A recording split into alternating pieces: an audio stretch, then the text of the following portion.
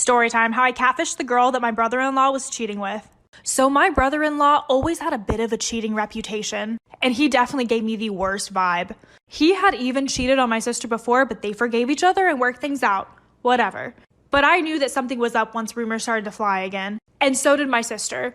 And there was one particular girl on his phone that was very sus. So my sister got the number and we decided to set her up. We didn't really know how much she knew or if she was aware that he was married, so we just pretended to be him and asked her to come over. And since they had been hooking up, she was down to come over.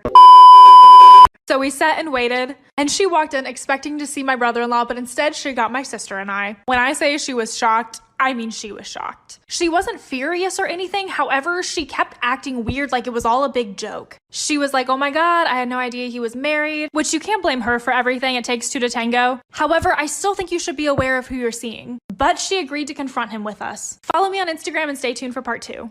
Part 2 on how I catfished the girl that my brother-in-law was cheating with. So he was still at the house, just hanging out upstairs, had no idea what was going on downstairs when we invited over the girl. And once she agreed to confront him, we decided to walk on upstairs. So she walked up and literally called this man by his first name. And he denied knowing her. Like, we were in shock. Like, we caught you. Like, here she is. How are you even going to deny that you know her when she's calling you by your first name? But she just kept laughing and he just kept denying it. It was extremely uncomfortable and super weird. She literally knew everything about him and even walked over and tried to be like all cutesy with him. And still, he denied. So we just ended up making her leave, and I literally fought this man. My sister was upset and shocked, but I was way more furious than she was. It's one thing for people to hurt you, but not the people that you love. Luckily, she is done and no longer with him. At the end of the day, we need to know our self-worth and set high standards for the people that we're dating. Follow the girl that sent me the story and add me on Instagram and DM me if you have a story of your own. Story time. Someone tried to murder me on a school trip. So during my senior year, I started talking to this guy that we can call Tyler. And we all had to go on a school trip for a competition. During this, we had to stay in a hotel room and we were all assigned partners. Well, I didn't know this at the time, but I was actually assigned Tyler's ex-girlfriend. We can call her Penny.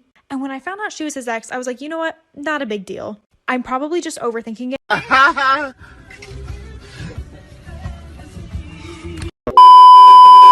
But she had a reputation for being psychotic. And I mean psychotic. Since we were all in close quarters, it didn't take her long to figure out that I was talking to her ex. And she went crazy on me. She basically threatened me by saying that if she ever saw me with him again, I wouldn't be coming home to my family. I still honestly didn't take her that seriously until the next day she saw us kissing, and she left the hotel room to buy throwing knives for when I got back. So when I reached the hotel room that day, she was yelling at me, threatening me, and then she took out one of the knives. Stay tuned for part 2 and follow me on Insta. Part 2 to me almost getting murdered on my school trip. So when Penny took out one of the knives, she literally threw it right at me. Somehow it only managed to land 5 inches from me and I was okay. So I took off running out of the hotel room. I immediately went to our director, and literally because her parents fund most of the band stuff, he straight up couldn't care less. I told my mom, who happened to work with the superintendent's wife, so she told her the whole story and gave my mom his phone number. Let's just say they were suspended and the teacher was fired. She swore up and down that her and Tyler were gonna get back together, but it's been 3 years later and she's still crazy and he still hates her, and I'm still with him. So I guess the moral of the story is please take it seriously if someone threatens you, especially if it's a crazy ex. Love you guys. Follow my Insta and DM me if you have your own story that you want to share. Story time. How I found out my substitute teacher was actually my biological father.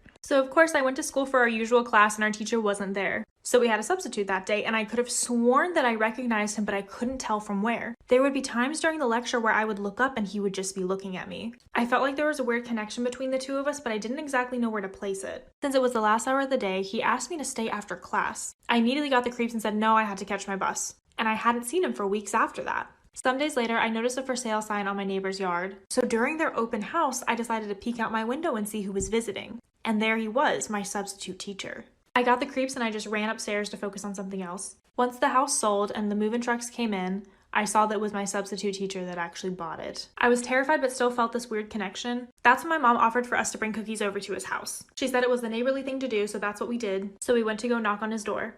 Stay tuned for part 2 and add me on Instagram. Okay, so part 2 to finding out my substitute teacher was actually my biological father. So the whole interaction between my mom and him was so odd. He was clearly high, so my mom just set the cookies down on his front door. And we just left. Many nights after that, I just felt like someone was always watching me. I constantly got the creeps, and I would just notice like little stuff going missing. but I never thought it was that big of a deal. But a few days later, this man invited us over for a dinner, and my mom made me go, and it was just as strange. Like, I could tell that my mom was so uncomfortable. I asked to be excused to go to the bathroom, and once he showed me where it was, I did a little bit of snooping. In a room close to his bathroom, there was pictures of us. Like my mom and I, and baby pictures of me, and also recent pictures that we were completely unaware of. I ran downstairs and grabbed my mom and told her that we had to leave. She agreed, and once I told her about the pictures, we filed a police report. The police told me he was my biological father, and he was in the process of searching for me for 3 years. And to this day, my mom has still not talked to me about the situation. Sometimes you have to trust your gut. Add me on Instagram, and if you have a story you'd like to share, DM me. So this is a story time about how I became best friends with the girl that my boyfriend cheated on me with. So when I met this guy, we'll call him Bronson, there was an immediate attraction. He was a Sagittarius, so he was super charming, life of the party, and it didn't take long for us to start talking. Well, it turned out he wasn't totally honest with me, and he had a girlfriend. So I cut him off and didn't think twice about it. About a year later, though, he came back into my life. He reached out after his breakup with his girlfriend, and he asked if we could give things a real chance. Knowing the connection that we had, I said yes. And things were almost too perfect. We were taking cute photos for Instagram together. It didn't take long for him to move in, and we spent so much time together. He even talked about marriage with me in front of his mom. So it felt like things were going pretty smoothly. Until one night we were going to bed, his phone started blowing up. I grabbed it and it was a notification from a guy named Brad, which I thought was super weird. The texts were asking where he was and what he was doing. And eventually I just decided to pick up the phone, and it was a girl on the other end. Stay tuned for part 2 and follow me on Insta.